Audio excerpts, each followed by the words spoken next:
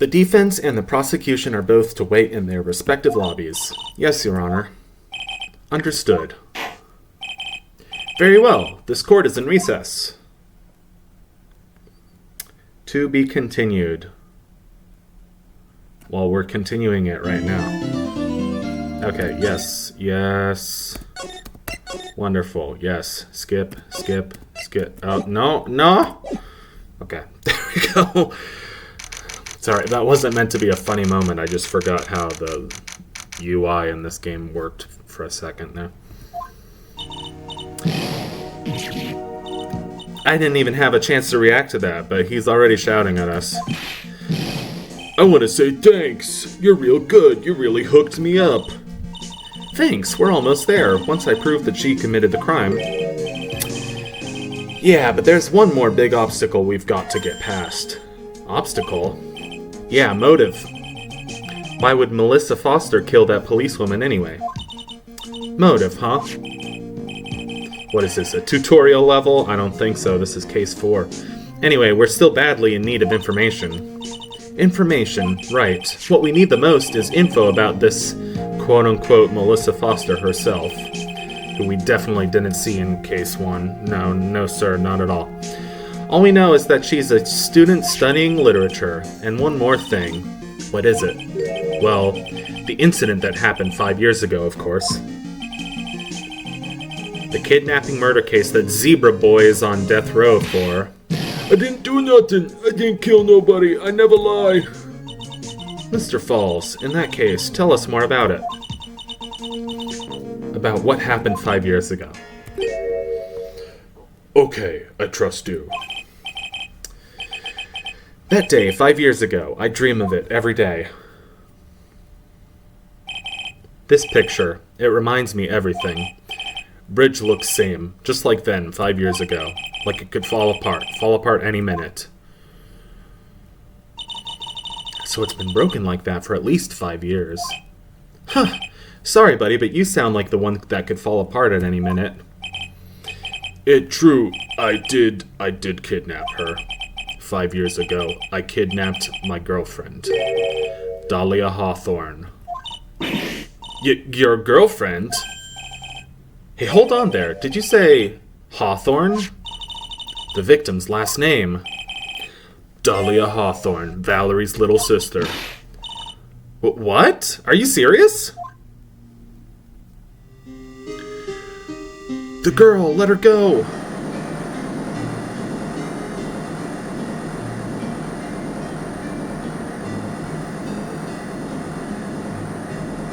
Shut up. Come closer and I kill her.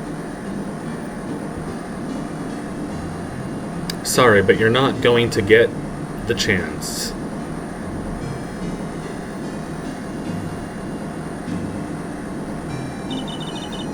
The detective back then was Valerie Hawthorne.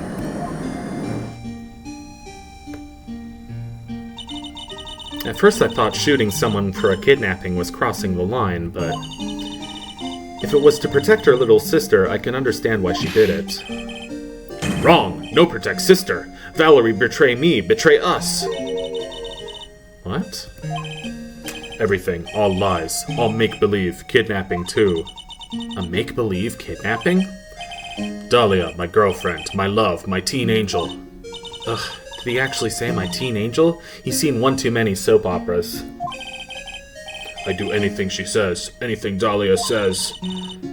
Anything Dahlia says? Hold on a minute. What you're saying is that the kidnapping 5 years ago was planned by... Yeah, me and Dahlia. And Valerie, too. Valerie was in on it? Dahlia's family rich. Jewelry business. We get one jewel, that's what we thought. Me and Dahlia wrote kidnap note. We send to her dad. Asked for $2 million diamond. Tell him make exchange on Dusky Bridge. We tell him Valerie make transfer cause she knew detective. Having a police detective in your pocket is a useful thing, alright. In the end, you were planning on splitting the 2 million 3 ways, huh? Yeah, but that woman...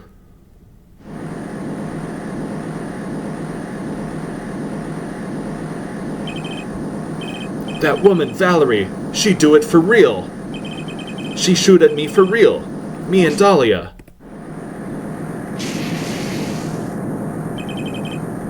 I was shot in arm. Dahlia, she jump in river. And clearly survived. But we'll get there when we get there. We'll cross that bridge when we come to it. No pun, well, pun absolutely intended. Jump, you don't mean she jumped on purpose. I couldn't do it. I could never push her. Anyway, I blacked out. Wake up with police all over. And that's when they decided to give you the death... What? Death sentence for that?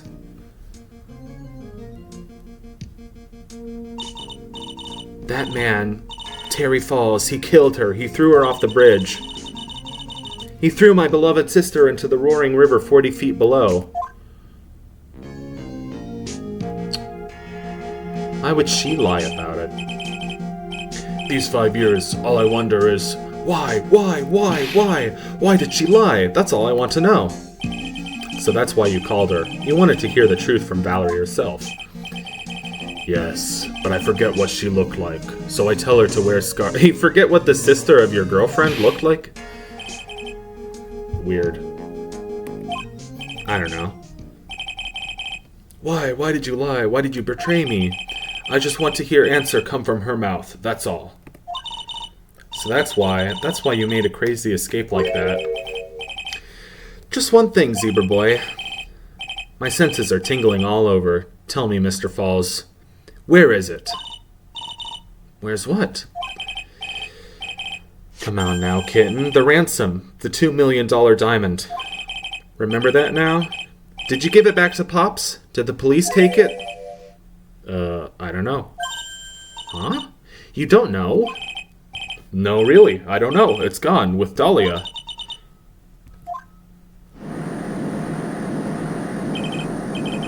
That day on the bridge, Dahlia put it in backpack.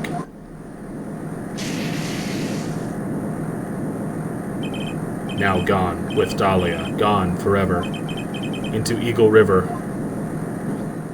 I wouldn't be too sure about that. It disappeared with Dahlia, huh? Well, wait a minute! I did it in the same voice as that kazoo kid. Wait a minute! Anyway.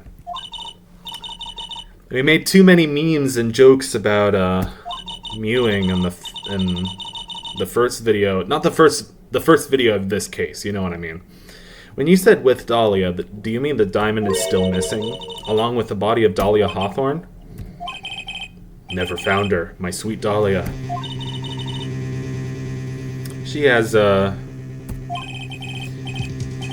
she stated both this guy and Phoenix. Never mind. I'm just gonna say she has interesting taste. Just 14. 14? I guess you were robbing cradles before Ew. What? Ew. She plans a fake kidnapping and disappears into the river with rock worth $2 million. Man oh man. Angels these days. Falls takes the fall and gets a one-way ticket to death row. Is Dahlia Hawthorne an angel, or is she really, It's time, kitten. Looks like we have a few more aces up our sleeve now. What about jokers? Because I just started playing Balatro. Or Balatro, however the fuck you pronounced it. I don't know. I don't care. The training wheels come off now, Mia. You've got to strike while the iron is hot. That's one of my rules. Remember it. That's a pretty good rule.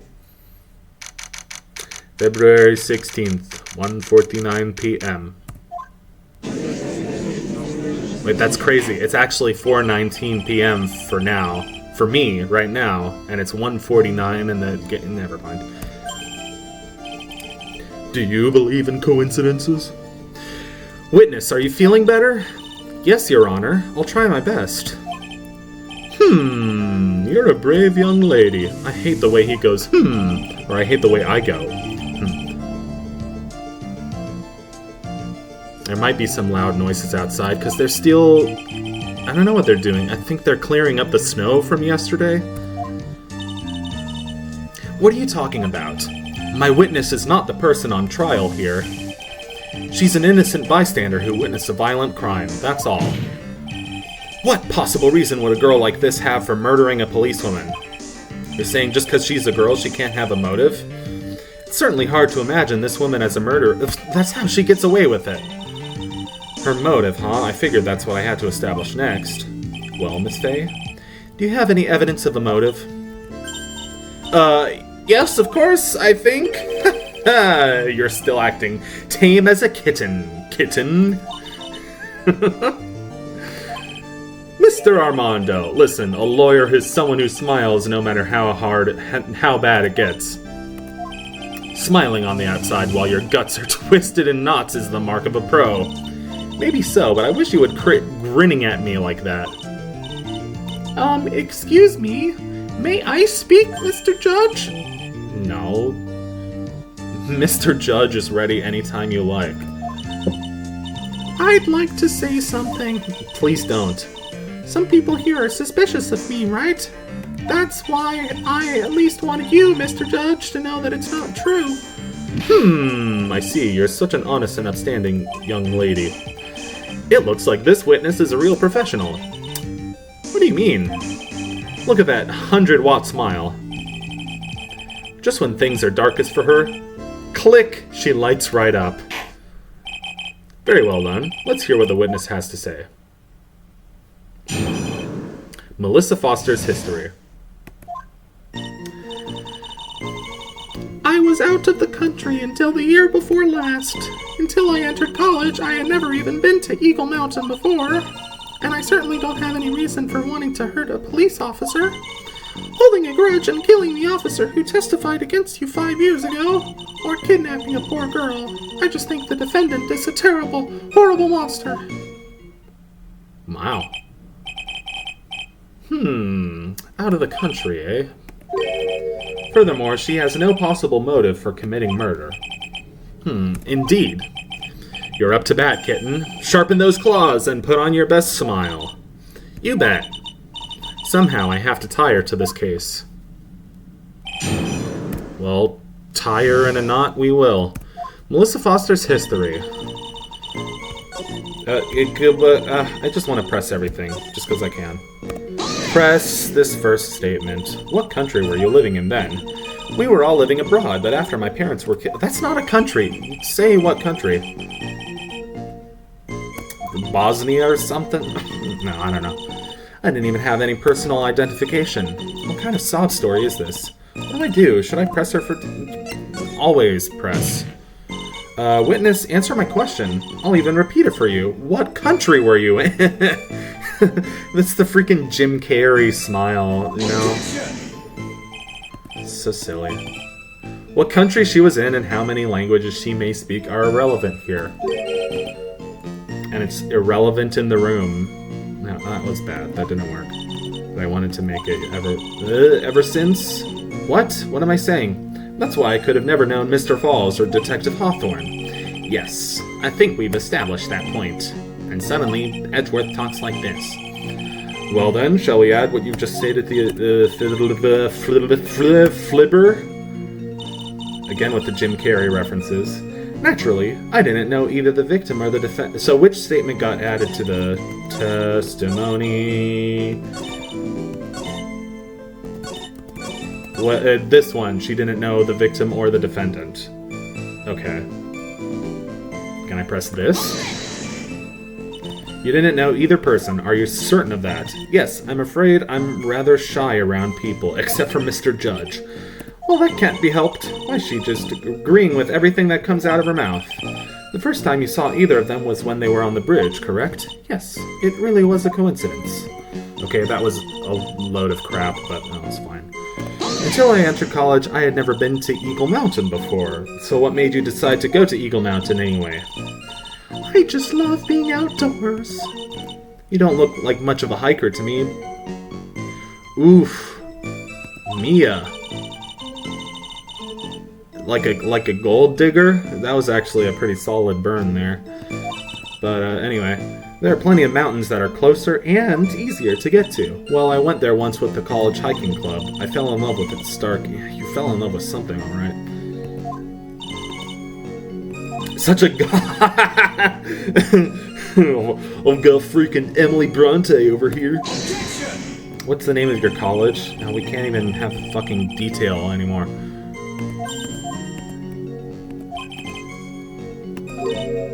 Clearly malicious? Oh, what college did you go to is malicious. Most people, like, tell you what college they went to. That's, like, the first thing they put on the dating app, you know? Oh, I went to UCLA. Shut up. No one cares. No offense to any UCLA students who are watching, or alum who are watching, or prospective who are watching. Perhaps, but your behavior that day was very suspicious. Not only have you contradicted yourself here in court, but you know things you shouldn't. For example, the scratches on the trunk of the car. Well, the trunk! Well, that's... Wink. Unfortunately, Miss Fay, your last statement proves nothing. Oh, really? And why is that? The witness came to the police station once to identify the suspect. It's entirely possible that at that time, an officer showed her this photo. That seems like a rather serious mistake. Ha! That's the oldest trick in the prosecutor's book. So... that's stupid. That wicked inmate, I'll never be able to forget that horrible day. Holding a grudge and killing the officer who testified against you 5 years ago. Well, how does she know all this stuff?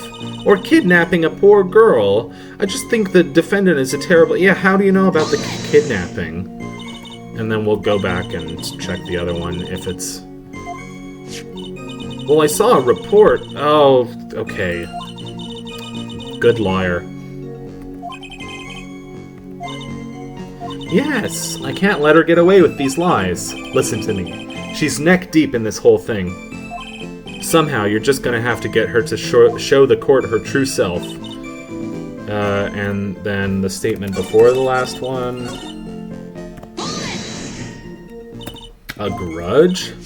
Well, the policewoman's testimony was crucial, wasn't it? Crucial in getting the defendant sentenced to death. Yes, and that's precisely why he harbored such deep anger against her. So much anger that he forgot his own guilt. What do you mean, forgot his own guilt?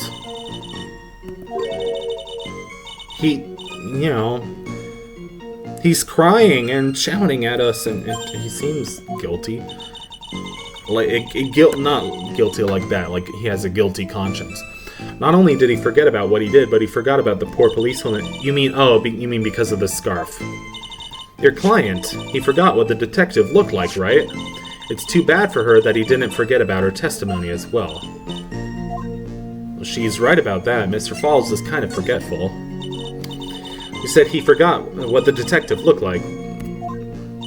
Well, he couldn't tell who she was without some kind of identification, right? Quite right. That's why the victim was wearing a scarf as identification. Why, if I had been wearing a white scarf that day, then he probably would have tried to kill me. That's true. He's clearly a bitter man. This is bad. Mr. Fall's reputation keeps getting worse and worse. What should I do with that last statement? Yes, add it. Your Honor, what the witness said just now was tremendously important. I'd like to have it added to the official testimony. Here we go. We're making progress. Even if Edgeworth is shaking his head at us. The prosecution has no objection. After all, the defendant is a killer, and a mentally unbalanced one at that. That testimony only helps to further prove that point. No, that's not what... Enough. Witness, if you would. My pleasure, Mr. Judge. I guess how lucky I wasn't wearing a white scarf. Can we press this and get anything new out of it? What do you mean by lucky? Well, it's February now. Everyone is wearing scarves. If I had accidentally worn a white scarf like you said, then you yourself might have been killed. That would have been a terrible loss for this world. It looks like you pressed too hard this time. Keep looking around you and you're going to lose sight of the finish line. Justice is blind, but she's not deaf. Sometimes you have to know when not to talk. Okay.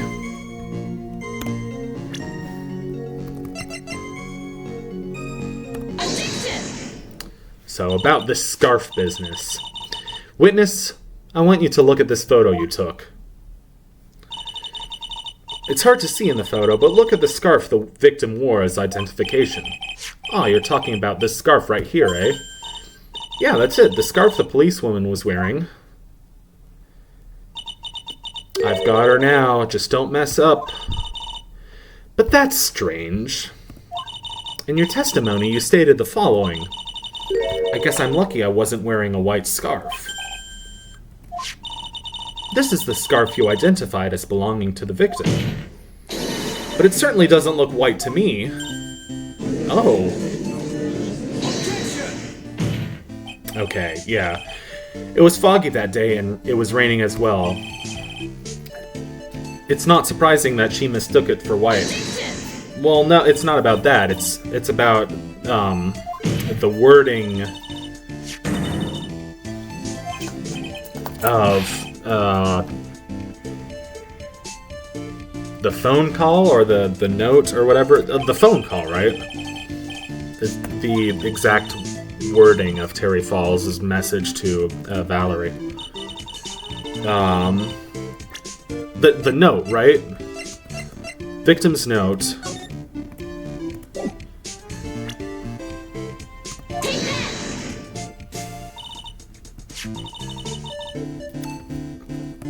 Witness, have you ever seen this note? Sorry, I was thinking. No, never. It's top secret evidence. There's no reason that you would have. I don't think so. I wonder about that. What do you mean? This note shows Mr. Falls' instructions to the victim regarding their meeting. Except it was written by Valerie, I think. Okay, whatever. Wear white scarf for identification. White scarf? Ah! Witness, you knew what this note said, and it's because you knew that you slipped up and mistakenly said white scarf.